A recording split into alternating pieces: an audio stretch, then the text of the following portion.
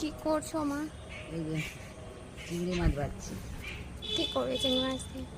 আজকে আমি চিংড়ি মাছ দিয়ে কাটলেট করবো।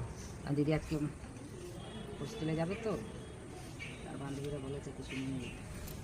কী পাঠাবো ভাবলাম না, আজকে চিংড়ি মাছের কাটলেট করেই পাঠাই।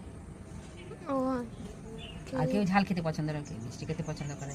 মিষ্টির জন্য আমি তালের বড় ফুলরি করে পাঠাবো। চালের ফুলরি? চালের নয় গো, তালের। ও তালে, চালের তো হবে কি করে, তোমার চালের ফুলরি আবার কি?